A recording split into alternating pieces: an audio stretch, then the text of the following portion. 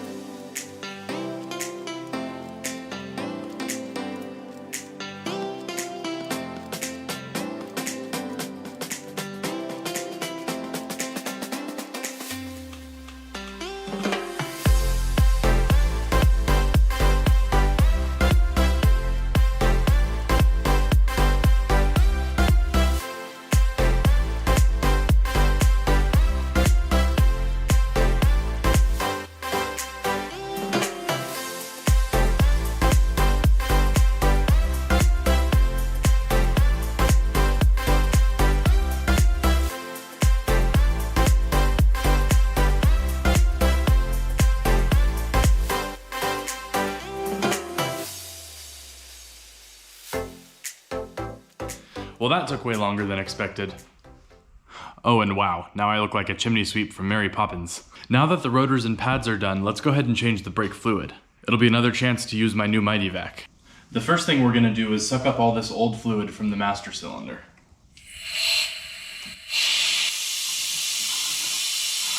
All right, I filled the master cylinder back up with fresh fluid, and then I connected the Mighty Vac here. So we're gonna go ahead and put pressure in here, which will then pressurize the brake system and then allow us to bleed the brakes without pumping the brake pedal. Let's start adding pressure, and we'll stop at about 15 PSI. We don't wanna do much more than that. And hopefully the cap doesn't explode and spew brake fluid everywhere. Pull this back, and you should start to hear the hiss of the air. There it is. And there's about 15 PSI, so we'll stop there. We don't want to hurt anything in the brake system. And we'll just wait and see if it maintains pressure or if anything's leaking. Starting here with the rear passenger wheel well, we'll go ahead and set up our catch can and then attach this end to the bleeder. All right, that's attached. All right, so in theory, when I crack this bleeder screw open, we'll see a bunch of brake fluid come through this line here. And that's again because we have the pressure on the master cylinder in the front of the car.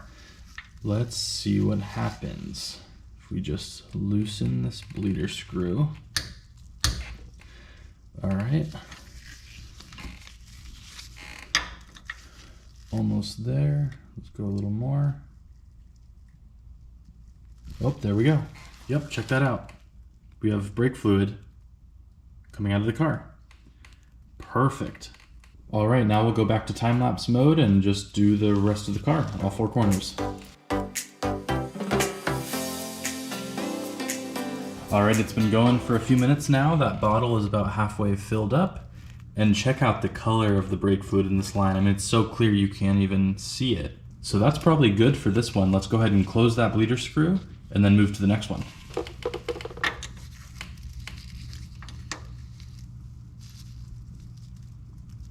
Time for the front bleeder screw. Let's get that on there. All right, wipe up any brake fluid drip so it doesn't ruin the caliper paint. And then all we need to do is crack this bleeder screw. All right. Oh, I was turning it to the right. That won't work. All right, lefty-loosey. Let's try that again. There we go. There's the fluid. There it goes. Check out that brown fluid. So we'll just let that run until nice clear fluid comes out of it.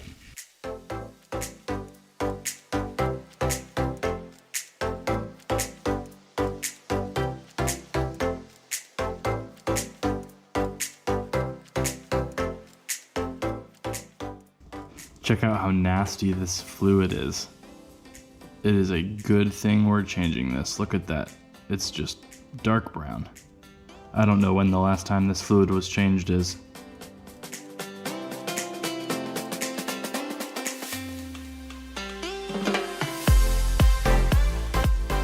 Okay guys, we made it to the final tire, which is the driver's side front. Let's check on the Mighty Vac and see how it's doing. All right, it looks like we still have plenty of fluid. I don't know if you guys can see on camera, but right about there. So we still have plenty.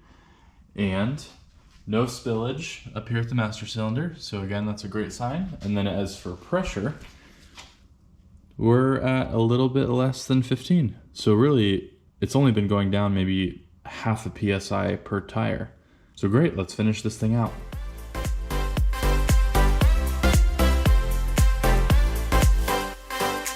That's it for the brake bleed. Let's let the air out of this.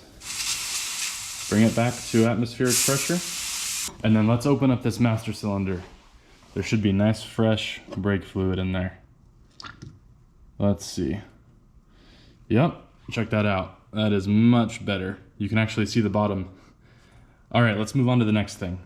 Okay, I don't know where we are because I'm filming this a little bit out of order, but I wanted to get the front bumper of this car off because it has all these radiators and coolers up in the front of the car, and some of which the water got up and left some mud deposits in the vanes, so I want to be able to clean all that and then also expose any wiring connectors up here at the front that might have gotten submerged so we can clean them. So let's go ahead and take off this front bumper.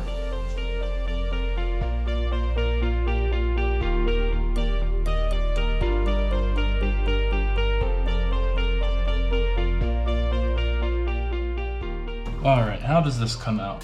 We've taken out all the connectors, the push clips, and then the bolts. Now I think you just pull this little trim piece out. Oh, actually, you know what? Maybe that can just stay attached to the bumper because it's moving with the bumper, yeah. Okay, yeah, I think that's the case. So I'm looking at this black plastic trim piece here. I took out all these connectors and it looks like the whole bumper moves with it. So I think this just comes off with the bumper. Let's see, we'll start pulling.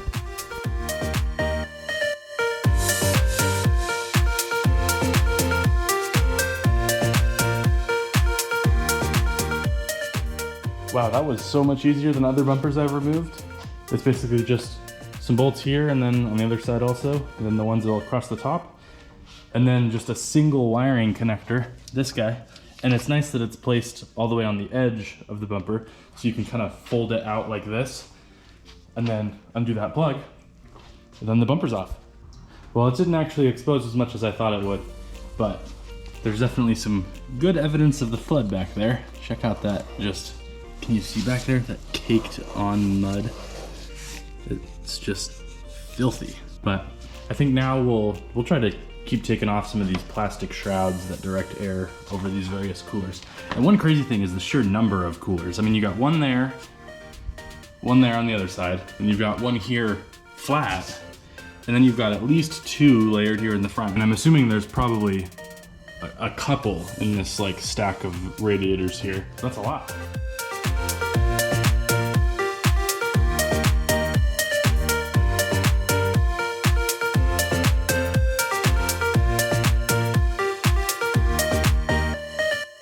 I think this is as far as I need to go.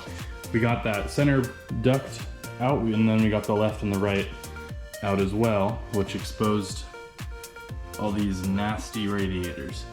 So this is good. This will give us access to use compressed air, blow through the back, try to get all this gunk out, and then just clean it up. And then also check all these different wire clips. Like, let me see if I can find one. Oh man, when I'm trying to find one, I can't find any. Things like this. Just make sure there's no corrosion or anything. Now that we have the bumper off, I do kind of want to walk you guys through what I'm seeing. So we know the water level was about yay high. And you can kind of see that line in the radiator. It's like a faint line right there. I think that corroborates the water line. We can look on the back side of this auxiliary radiator. And again, there's a very faint line. I'll put an arrow in post to where it is. You can kind of see it. But as for electrical connectors, there's a lot of things up above that water line. But below it, there really isn't much. And keep in mind this suspension, this tire, would be up because the weight of the car would push it up. So really, like any of these connectors in the back of the wheel well here, probably weren't even submerged. And then if we come over to the other side, it's the same deal here with that other auxiliary radiator, although this one's much more clear. You can definitely see the water line there. So, I mean, it is incredibly low.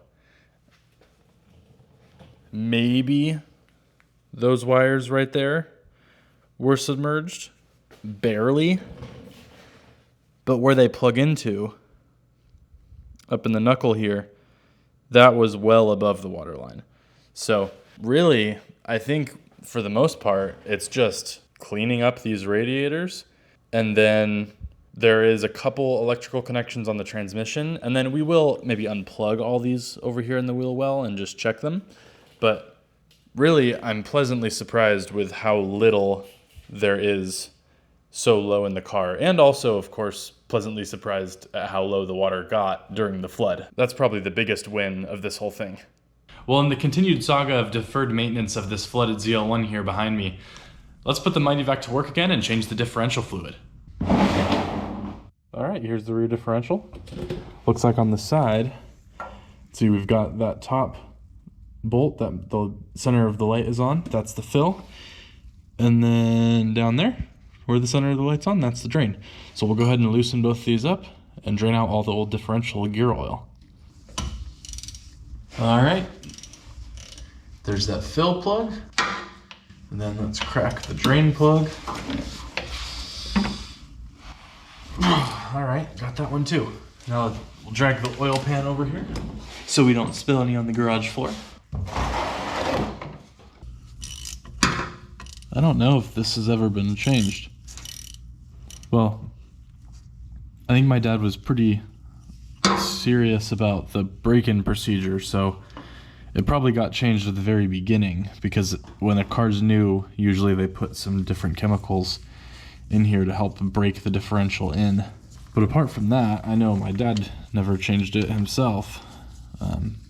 So this could be differential fluid that's been in the car for the last 60,000 miles. Let's see if I can get it in the drain pan without making a mess. Oh, almost. There we go. Oh, it's flopping. Oh, it smells terrible. I forgot how bad gear oil smells. This is disgusting. Ugh. It's splattering. I don't want it on my clothes. We'll just let that drain and give it some space. While we're waiting for the differential to drain, we can go ahead and put our differential oil in there. And the proper oil is this Dexron limited slip gear oil with the limited slip modifier, the friction modifier. Make sure you have that for your 2018 or 6th generation in general Camaro ZL1. Oh wow, look at the color difference. This is nice amber, and what's coming out of the car is like blackish green. Got 2 quarts in there. Let's rig it up so it'll pump differential fluid back in there. All right, so here's my setup. I've got the tube for the Mighty Vac going into the fill hole. I stuffed it in there a few inches, so hopefully it won't come out. And then as an added security, I tied a couple zip ties to apply some pressure to the tube. So again, hopefully with just being pushed in enough, and then with that zip tie, hopefully it won't back out on me. And I still have the drain plug out because I want to pump some fresh fluid through it to help push out any residual old fluid that's still lingering in the bottom there. But pretty quickly after new fluid comes in, we'll shut it off and then put the drain plug back in so that we can then fill up the differential all the way. All right, here we go. I'm going to apply pressure to the Mighty Vac. There we go, we got fluid starting to bubble through. Now I'm going to open this valve. All right, we got fluid going. Now I'm gonna shut it off. Now I'm just gonna modulate this valve here, open and closed, until we just get a little bit of fluid into the differential and we start to see it come out. Okay, so we've got fresh differential fluid coming through. We're gonna shut the valve and we can see that. Got nice fresh differential fluid coming down. It's probably hard for you to see. You might be able to see the glare of the light in it. And we didn't use up too much of our fluid. So now let's put the drain bolt back in and then pump in the rest of this fluid. Okay, I put the drain bolt back in. Now we can go ahead and pump in the rest. Let's open this valve up.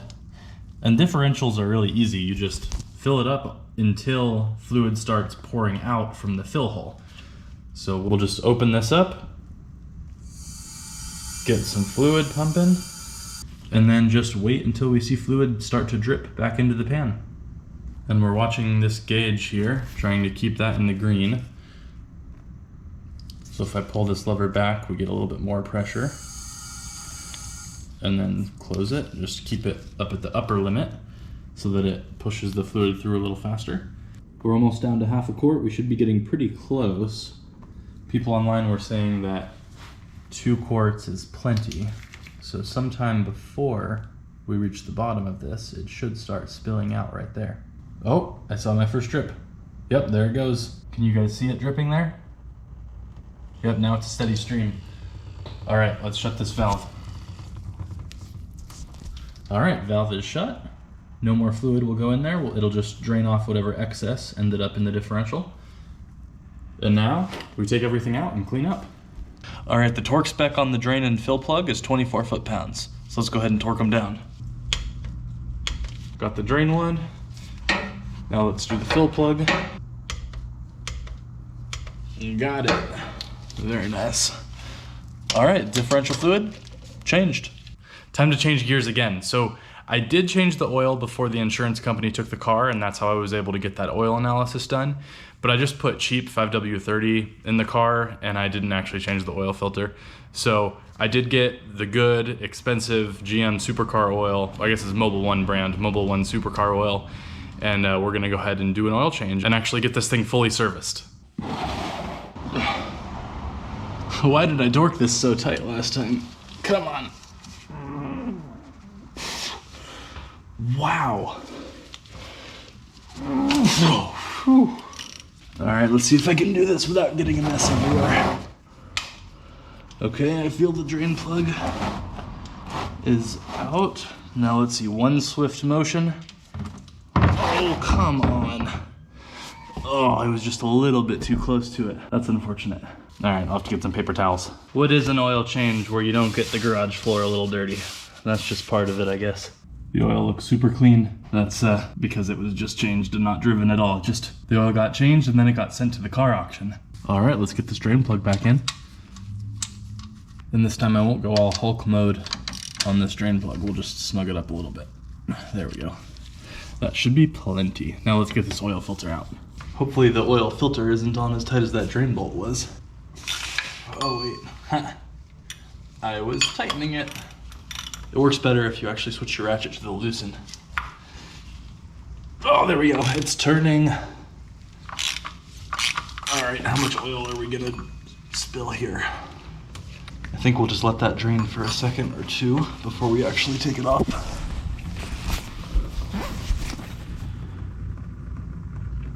All right, let's get this thing off. Almost there. Oh, there we go, I feel it. All right, dump that in the pan, not on the garage floor. Very nice. And this is that stuff I was talking about, the Mobile One Supercar 0W40. I believe the 2017 and 2018 ZL1s called for the Mobile One 5W30, but then in 2019, I believe Mobile One came out with this oil, and then Chevy started recommending this. So even though our oil cap says 5W30, we're going to put the 0W40 in it because that's what GM recommends now. The only downside to this is that I could only find 1-quart containers, not the big 5 quarts. And then also the cheapest I could find was $12 a quart. So to fill this thing with 10 quarts of oil, you're already talking $120 just in oil. So that is one downside, but it makes me feel better to have the proper oil in the car. Lube up this oil filter. Oh, I gotta hold it with my feet, I guess. There's that, get some fresh oil on that rubber. Let's go ahead and pre-fill this with a little bit of oil. That's one thing I really like about Chevy cars is the oil filters are often mounted vertically like this. So you can pour some oil in and then install your oil filter and it doesn't spill everywhere. There we go, got that all full. And then let's screw it on. It's so dark under here, hopefully you guys can see. But we'll just screw this new oil filter on. There we go, got the threads to catch. And then spin it into place, and all it needs is to be just loosely hand tightened, not anything crazy. Like that's probably plenty right there. Perfect. Now let's add all these 10 bottles of oil to the top of the engine.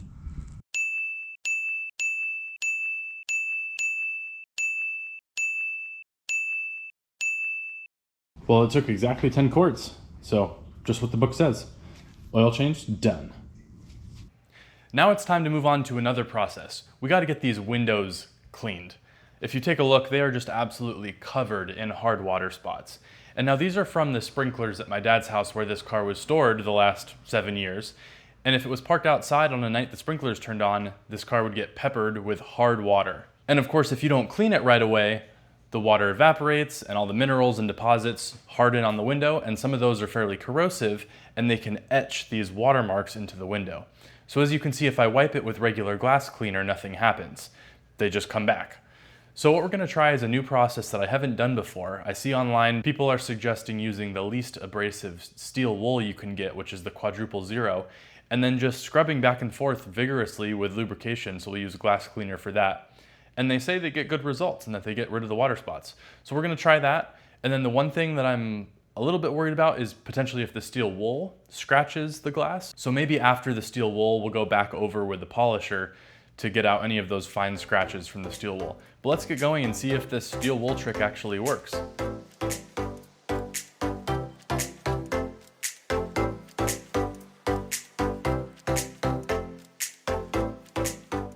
Yeah, check that out. There's the spot that I did do.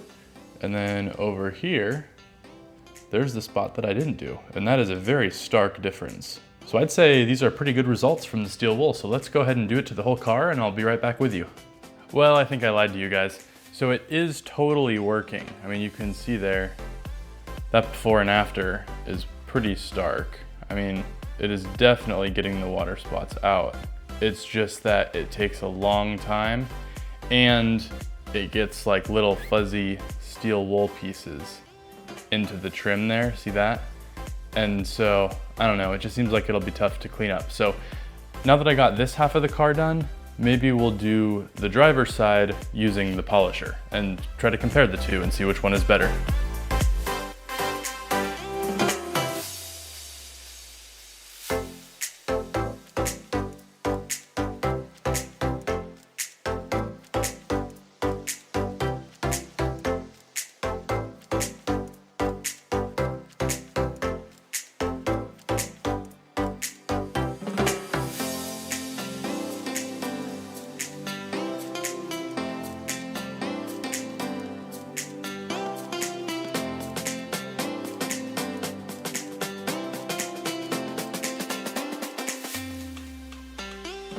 Well, the results are about the same, if not the polisher was a little bit better. And well, the steel wool definitely works. I do have the polisher already, so I figure I might as well use that because it's a little easier on the arms and a little bit faster. But if you're at home and you've got water spots on your vehicle and you want to get them off and you want a cheap way to do that, The quadruple zero steel wool is definitely a good option. Just make sure you get the quadruple zero because that's the most fine and softest version and you won't scratch your windows. And then also expect it to take probably between 5 and 10 minutes of continuous scrubbing in one area to see good results like this. But with that being said, let's go ahead and do the front windshield. I'm so excited to finally get the insurance marker and the Copart lot sticker off the front. It'll finally start to look like a clean car again.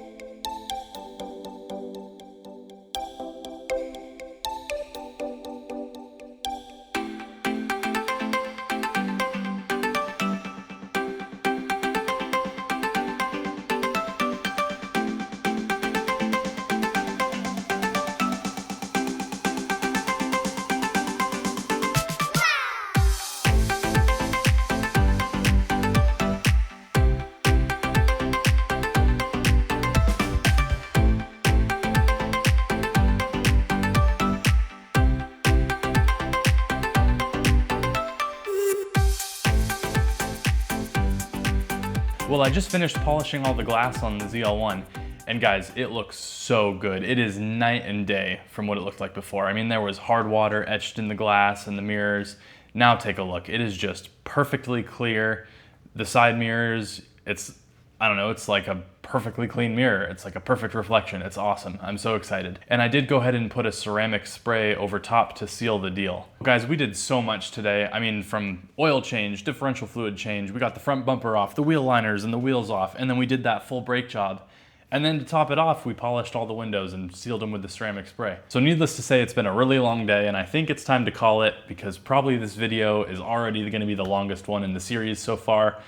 I'm guessing we're approaching on 20-25 minutes. We'll have to see once I finish editing. So I think that's gonna wrap up today's video, guys. Thank you so much for sticking around. I really appreciate you guys watching the video. And hey, if you liked it, leave a comment. It's super awesome to respond to you guys and see what you think. Any tips, tricks, things that you know. It's awesome to kind of show you my process, but love to hear from you guys what you think. Anything I should do to this car, things I should have done differently. But with that, guys, the video's over. I am gonna put a time lapse of me cleaning up the wheels here at the end since it didn't really fit in the rest of the video. But thank you guys so much. We'll see you next time.